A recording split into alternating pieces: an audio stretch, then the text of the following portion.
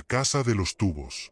En lo alto del fraccionamiento Colinas de San Jerónimo, en Monterrey, Nuevo León, se alza, aún hoy, la silueta extraña de una construcción circular, un cascarón incompleto que los regiomontanos conocen como la Casa de los Tubos.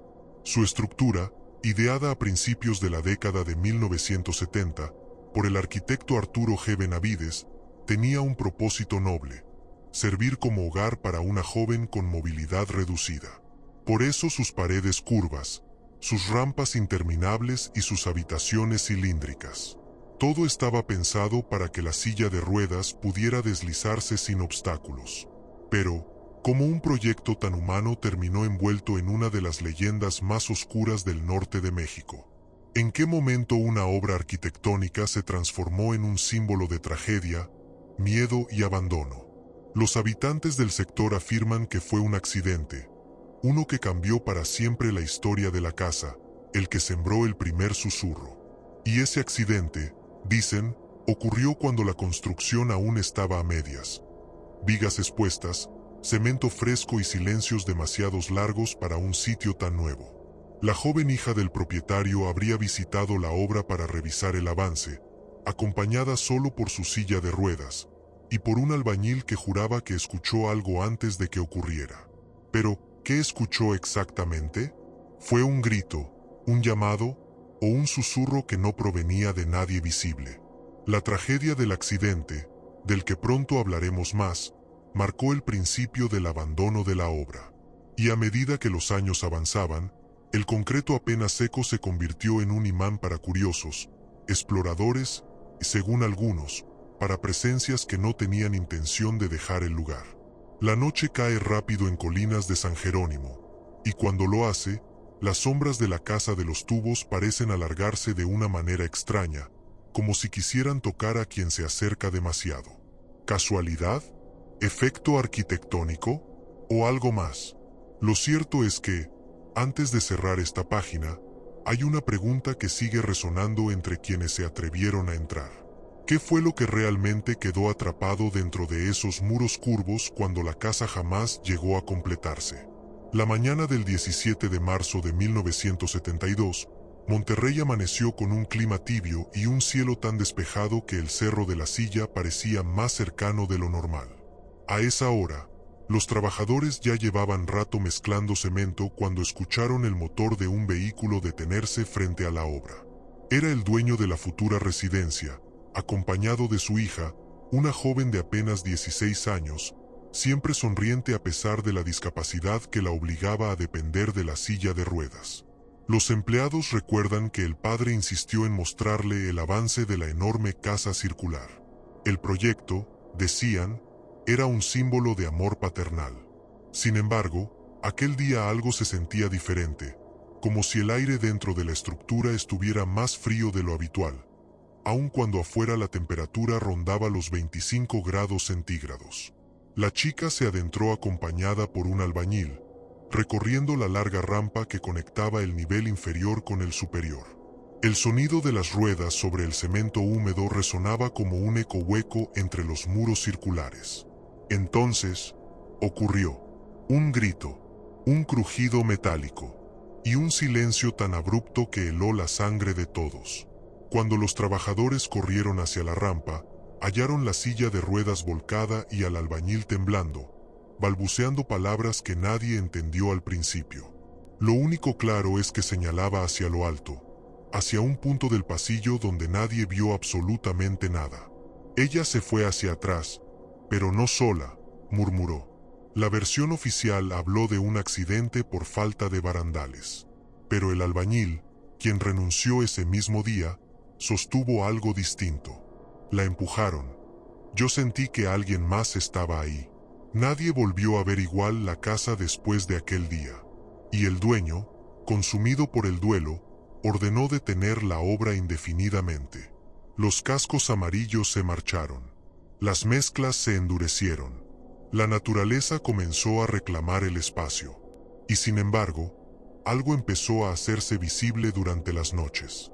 Porque si el accidente hubiese sido eso, solo un accidente, ¿cómo explicar que los vecinos comenzaran a reportar luces moviéndose dentro, aun cuando la casa estaba abandonada?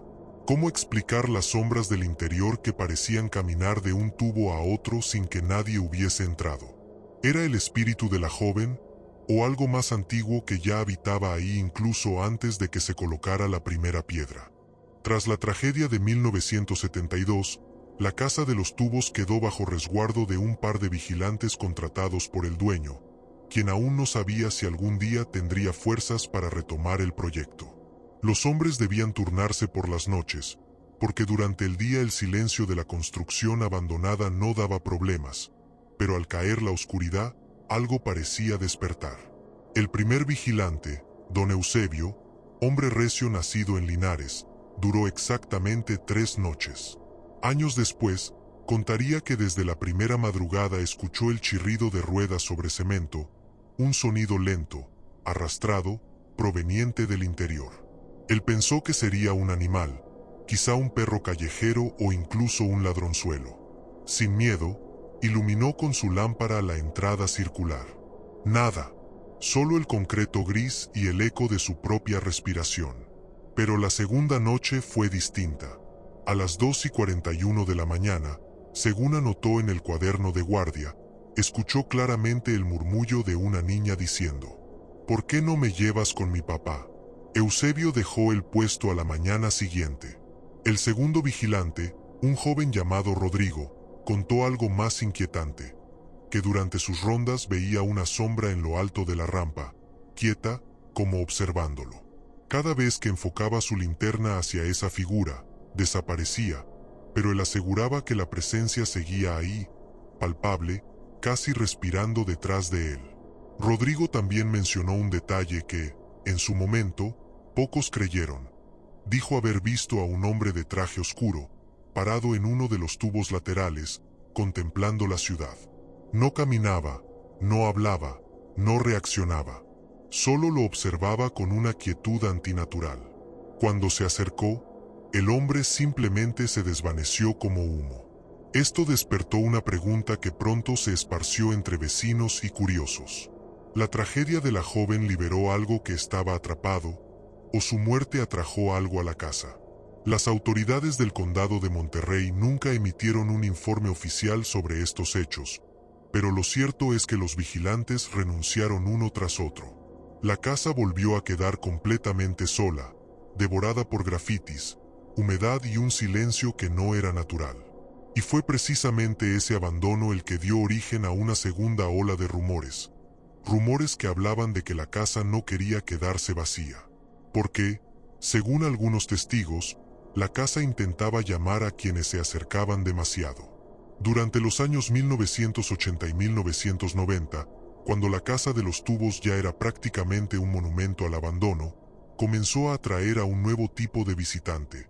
Jóvenes exploradores urbanos, aficionados a lo macabro, la adrenalina o simplemente a tomar fotografías de sitios olvidados.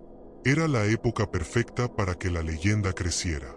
Entre los primeros grupos que se atrevieron a entrar estaba un trío de estudiantes de preparatoria del TEC de Monterrey. Su aventura ocurrió en 1987, un viernes por la noche, y quedó registrada en un viejo diario encontrado años después en una venta de garaje en San Pedro. Allí, uno de los chicos, Eduardo, de 17 años, escribió algo que cambiaría la manera en que se hablaba del lugar. No sé si fue la altura, el eco o la oscuridad, pero juro que la casa tenía pulso. Los chicos entraron por una de las ventanas rotas del nivel inferior. Según el diario, todo parecía normal al inicio. El aire estaba pesado y lleno de humedad, pero nada fuera de lo común. Avanzaron despacio, alumbrando con lámparas, curiosos por las rampas que se entrelazaban como espirales interminables. Pero conforme subían, comenzaron a escuchar un sonido que ninguno pudo explicar. Un ritmo, muy leve, repetitivo, como un corazón golpeando desde dentro del concreto. Eduardo anotó que primero pensaron que era el eco de sus propios pasos, pero el pulso no coincidía con su caminar. De hecho, se aceleraba cuando ellos se detenían, y disminuía cuando avanzaban, como si marcara un compás ajeno a ellos. Fue entonces cuando la única chica del grupo, Lucía, señaló hacia lo alto de la rampa. ¿Ven eso?, susurró. Los dos jóvenes iluminaron el punto señalado. Y allí vieron algo que ninguno pudo olvidar. Una figura pequeña, sentada, inmóvil, como si una niña de cabellos largos los estuviera esperando. No se movía, no hablaba, pero su silueta estaba perfectamente trazada por la poca luz que entraba desde una ventana abierta. Lucía fue la primera en reaccionar. Gritó. Las lámparas temblaron en sus manos. Cuando volvieron a apuntar hacia arriba, la figura ya no estaba, pero el pulso en las paredes se había detenido por completo. Los tres corrieron sin mirar atrás. Años después, cuando intentaron hablar del tema en reuniones o con amigos, sus versiones coincidían en algo inquietante. Al salir, cada uno sintió que alguien los había acompañado por unos pasos detrás, un arrastre suave, como de ruedas, pero al girar, nunca había nadie. Y aquí surge la pregunta que ha acompañado a cada visitante desde entonces. ¿Fue la joven que murió en la rampa, o fue otra presencia, quizá más antigua, la que se dejó ver aquella noche? A finales de la década de 1990, cuando la leyenda de la Casa de los Tubos ya había cruzado Monterrey entero, un hombre decidió investigar con rigor lo que muchos solo contaban como historias para asustar. El profesor Hernán M. Cárdenas, historiador regiomontano especializado en arquitectura de la segunda mitad del siglo XX. Cárdenas era conocido por desmontar mitos, no por alimentarlos. Su intención inicial era escribir un breve artículo para la Facultad de Arquitectura de la UANL, explicando la verdadera historia del proyecto y desacreditando los rumores sobrenaturales. Pero, conforme avanzaba en sus indagaciones, comenzó a encontrar piezas sueltas, piezas que no encajaban en una historia común. La primera fue un plano alterno de la casa, uno que no figuraba en los registros municipales. Lo encontró en un lote de documentos donados al archivo histórico por la familia de un viejo ingeniero. Este plano mostraba un diseño distinto al que todos conocían: más túneles cilíndricos, más pasadizos laterales, y una estructura central marcada con un símbolo extraño, similar a un espiral incompleto. Pero lo que verdaderamente inquietó a Cárdenas fue una anotación en lápiz en la parte inferior del plano. No construir la cámara central. Riesgo para los usuarios. ¿Por qué habría un riesgo? ¿Era una cuestión estructural, acústica, energética, o algo que iba más allá del entendimiento técnico? Buscando respuestas, el profesor entrevistó al único albañil sobreviviente de la obra original, un hombre mayor llamado Don Lauro, quien, al ver el plano modificado, palideció y se negó a hablar durante varios minutos. Cuando por fin recuperó la voz, dijo una frase que quedó registrada en las notas de Cárdenas. Esa cámara, no la hicimos porque las cosas ahí adentro no se quedaban quietas. El profesor intentó obtener más detalles, pero Don Lauro cerró la conversación de golpe. Cárdenas, intrigado, decidió visitar la casa por su cuenta. Fueron 2 visitas, una al atardecer, otra de madrugada. En la primera, apenas encontró deterioro y silencio. Nada más. Pero la segunda visita quedó registrada en una grabadora portátil que el profesor llevaba por hábito. Durante los primeros minutos solo se escuchan sus pasos y comentarios breves. Luego, un largo silencio. Y después, algo que nadie pudo explicar. Un eco infantil, casi un suspiro, diciendo: ¿por qué volviste? La voz no coincidía con la del profesor, ni con ningún sonido ambiental conocido. Cárdenas dejó de investigar días después. No publicó el artículo. No dio detalles. Y lo más curioso, según su familia, el profesor comenzó a evitar pasar por la zona de San Jerónimo, como si temiera que algo lo reconociera. Esto abre una nueva interrogante para quienes estudian el caso. ¿Qué descubrió el profesor dentro de esa casa que lo hizo abandonar una investigación que él mismo inició sin miedo? A principios de los años 2000, la zona de colinas de San Jerónimo comenzó a desarrollarse con rapidez. Nuevas casas, nuevos comercios, calles iluminadas. Con tanta actividad, Era de esperarse que la Casa de los Tubos se volviera una simple curiosidad arquitectónica, una rareza entre tantas construcciones modernas. Pero ocurrió lo contrario. Cuantos más vecinos se mudaban a la zona, más reportes surgían de fenómenos inquietantes alrededor de la estructura abandonada. Y lo más extraño es que los testimonios coincidían entre personas que no se conocían entre sí. La mayoría describía una figura, visible solo desde cierta distancia, entre las 9 de la noche y las 3 de la mañana, una silueta recortada contra una de las ventanas circulares del segundo nivel. No se movía, no hacía gestos, solo observaba. En 2003, un senderista que acostumbraba subir pequeñas rutas nocturnas por el cerro aledaño aseguró haber visto la figura por al menos 5 minutos. Él estaba lo suficientemente lejos como para observar la casa completa, pero lo suficientemente cerca como para distinguir la silueta con claridad. Su descripción quedó registrada en un reporte informal del Club de Exploradores del Cerro. No era una niña, no era un adulto. No era algo proporcionado como un ser humano. No sé qué era, pero tenía brazos extremadamente largos, o sombras que parecían brazos. El testimonio fue descartado, como siempre, por quienes preferían la explicación lógica. Sombras, reflejos, imaginación nocturna.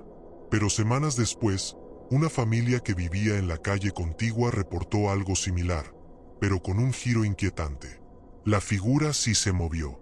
La señora de la casa, insomne y mirando por la ventana mientras preparaba café, vio como la sombra de la ventana circular giraba lentamente, como si algo estuviera desplazándose hacia el interior. Según su relato, la silueta se desdobló, separándose en dos partes antes de desvanecerse por completo. Lo más desconcertante es que, tras desaparecer la figura, la señora escuchó un sonido lejano que no tenía sentido alguno. El chirrido de ruedas metálicas, como de una silla desplazándose sobre cemento. Pero la casa estaba completamente vacía. No había forma de que alguien estuviera dentro. ¿O sí? A raíz de estos reportes, algunos vecinos comenzaron a asegurar que la Casa de los Tubos era un foco de fenómenos que no tenían relación únicamente con la tragedia de 1972. Había algo más, algo que parecía aprovechar la historia para ocultar su propia presencia. Y aquí surge la pregunta más inquietante hasta ahora. ¿La figura que todos ven es realmente la joven que perdió la vida, o es algo que adopta su silueta para atraer miradas y acercar curiosos? El 6 de agosto de 2005, la Casa de los Tubos volvió a los titulares de Monterrey. Esa noche, alrededor de las 11:20 de la noche, una columna de humo comenzó a elevarse desde su interior. Los vecinos llamaron a los bomberos pensando que algún grupo de jóvenes había provocado un incendio accidental. Pero cuando los equipos de emergencia llegaron, se encontraron con algo desconcertante. El fuego provenía de la cámara central, esa misma que según los planos alternos jamás debía construirse, aunque de alguna forma existía, parcialmente moldeada por el cemento y las sombras. Los bomberos reportaron que el incendio tenía un comportamiento extraño. Las llamas crecían hacia adentro, como si fueran absorbidas por un punto invisible. No se expandían por las paredes, no avanzaban hacia las escaleras ni hacia los tubos laterales. Era como si ardieran en un círculo perfecto. Lo que inquietó aún más fue el testimonio del comandante Ramírez, uno de los primeros en ingresar. No había materiales para que ardiera así. No había muebles, no había basura, casi no había nada dentro. Pero el fuego se alimentaba solo, como si respirara. Cuando por fin lograron apagarlo, un par de bomberos aseguraron haber visto lo que describieron como una silueta distorsionada, formada por humo y humedad, suspendida cerca del techo. Una figura que parecía desdoblarse en movimientos lentos, imposibles de describir con precisión.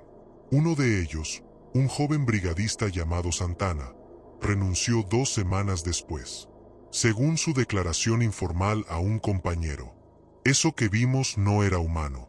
Y lo peor, es que creo que no estaba huyendo del fuego. Creo que lo estaba observando. La investigación oficial concluyó que el incendio fue un acto de vandalismo. Causa desconocida. Caso cerrado. Pero los vecinos no lo vieron así. La casa quedó ennegrecida, todavía más siniestra que antes.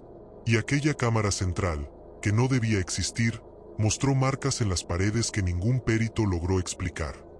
Impresiones alargadas, curvas, como dedos demasiado largos o como ganchos que rasgaron el cemento cuando todavía estaba fresco. Tras el incendio, comenzaron a surgir nuevos rumores. Que la casa no solo estaba habitada, sino hambrienta. Que el incendio no fue provocado desde afuera, sino desde adentro. Y que algo dentro de la casa estaba intentando liberar una energía que llevaba décadas contenida. Así pues, la pregunta cambia de tono. ¿Qué ocurrió realmente en el corazón de la casa de los Tubos aquella noche? ¿Y qué fue lo que las llamas no pudieron destruir? En octubre de 2009, cuando la leyenda ya era materia obligada en foros de internet y cadenas de correos, un grupo de 4 jóvenes decidió entrar a la casa de los Tubos para grabar un video nocturno. Su intención era sencilla: demostrar que todo era mito, documentarlo, reírse un poco, subirlo a YouTube. Pero lo que grabaron aquella noche jamás llegó a la plataforma. Los jóvenes, Andrea, Cristian, Tavo y un cuarto chico que pidió mantenerse en el anonimato, ingresaron por la parte baja, justo por donde los exploradores de los 80 habían pasado. Llevaban linternas potentes y una cámara HD de las primeras que podían grabar en 720p. Según los primeros minutos rescatados del audio, todo comenzó como una broma. Risas, comentarios sarcásticos, burlas sobre la niña fantasma. Pero a los 11 minutos con 32 segundos de la grabación, algo cambia. Primero se escucha un clic. Luego, todos se quedan en silencio. La cámara registra un sonido sutil, profundo, como un golpe hueco proveniente de la parte superior de la rampa. No era un paso, tampoco un objeto cayendo. Era idéntico al sonido rítmico de ruedas metálicas deslizándose sobre cemento. En ese momento, Andrea susurra: «No estamos solos». La cámara sube lentamente. En el cuadro aparece la entrada al segundo nivel, y allí, en la oscuridad, un punto blanco. No se mueve, no parpadea, no respira. Los jóvenes pensaron que quizá era un reflejo, un insecto, una mancha. Hasta que ese punto se multiplicó en 2 puntos blancos, a la misma altura, fijos, como si una mirada invisible los estudiara desde las sombras.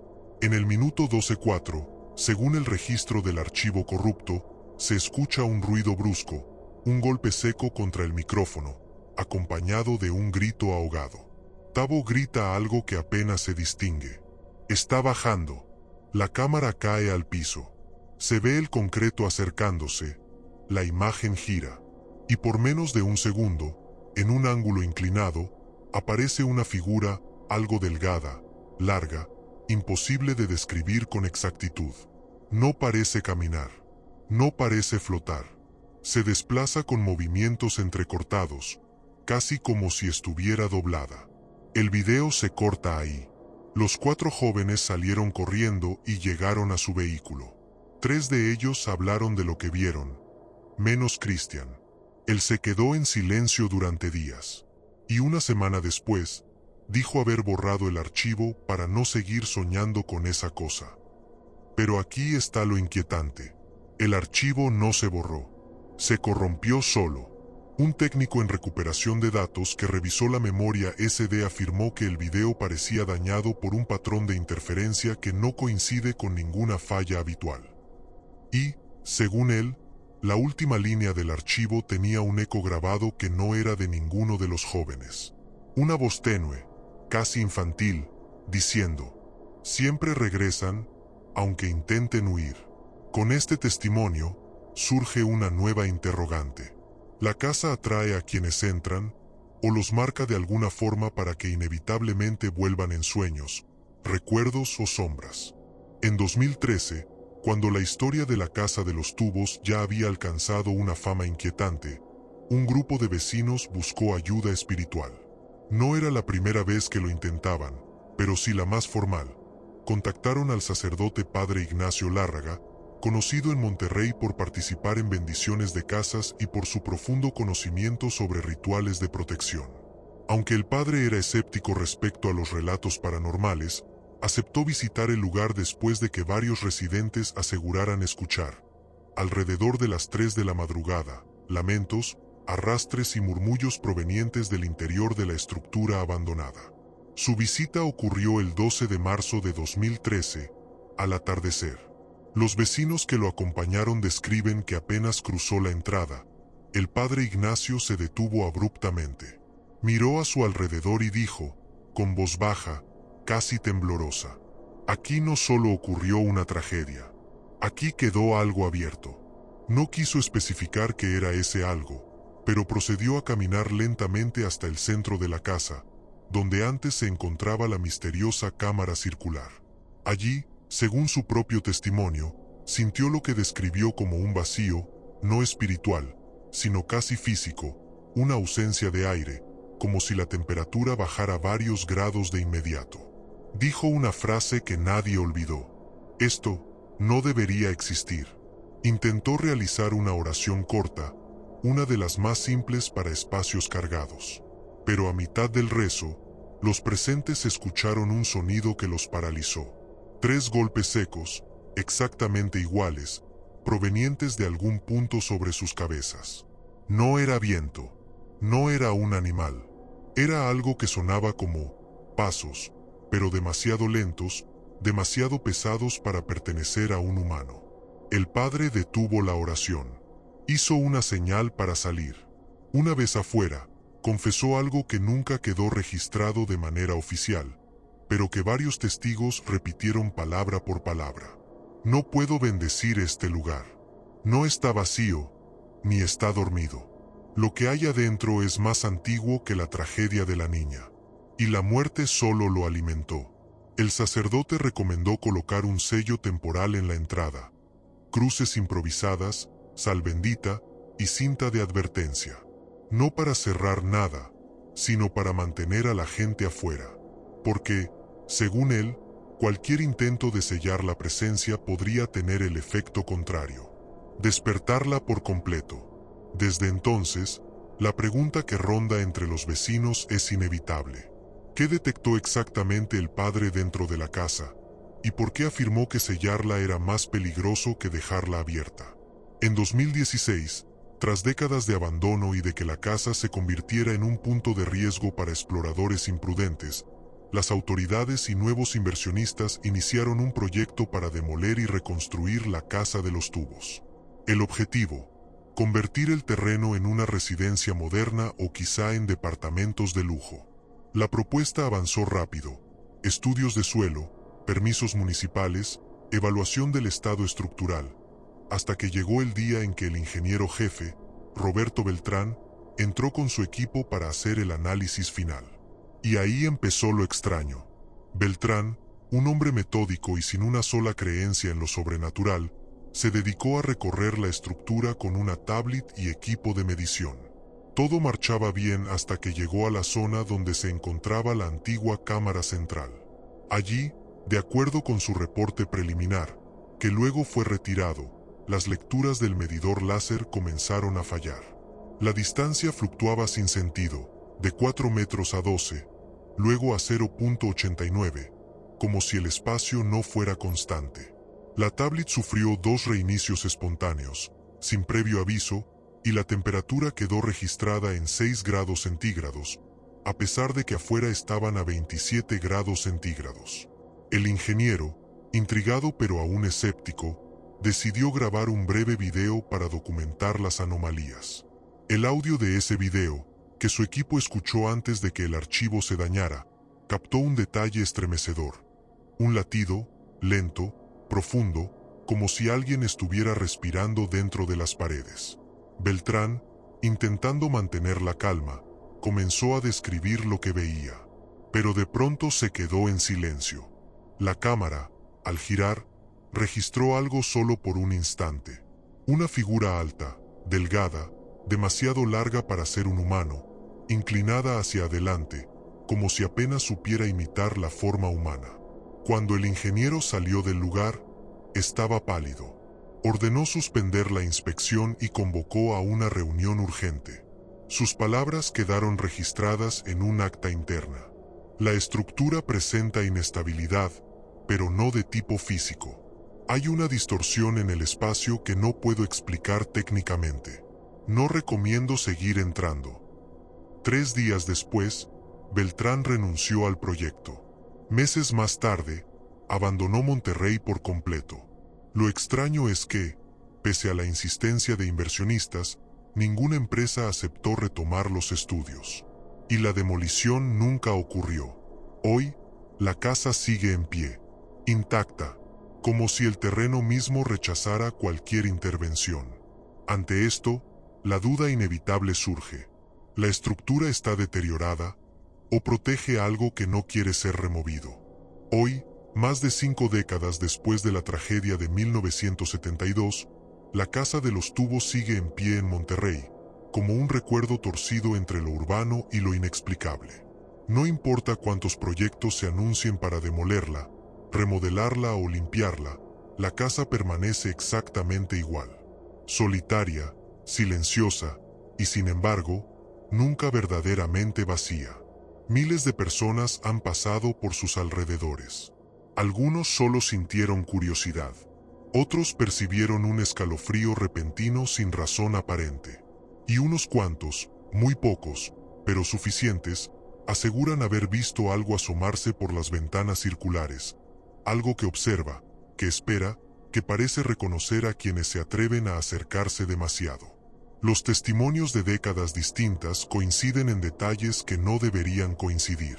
La figura alargada, el arrastre metálico, como de ruedas, los puntos blancos en la oscuridad, la cámara central que no debía existir, las voces infantiles, y la sensación, eterna, de que la casa respira.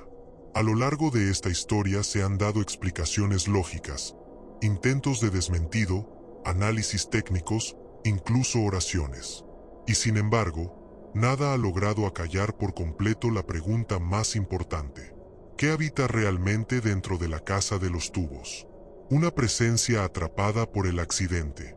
Una entidad más antigua que usó la tragedia como puerta. Algo que la arquitectura circular despertó sin querer. O simplemente las sombras de una ciudad que nunca termina de dormir. La casa sigue ahí, esperando, observando, aprendiendo a imitar lo que entra, y a llamar a quienes se alejan. Y si alguna vez decides visitar Monterrey, y tu camino te lleva a colinas de San Jerónimo, quizá te encuentres frente a esa estructura silenciosa. Puede que no veas nada, puede que sientas solo un frío pasajero, o quizá, solo quizá, cuando mires una de las ventanas circulares, descubras 2 puntos blancos brillando en la oscuridad. Si eso ocurre, no te acerques, no respondas, no escuches cuando te susurren, porque en la Casa de los Tubos, la última pregunta nunca es, ¿hay alguien ahí? La verdadera pregunta es, ¿y si lo que está adentro está esperando por ti?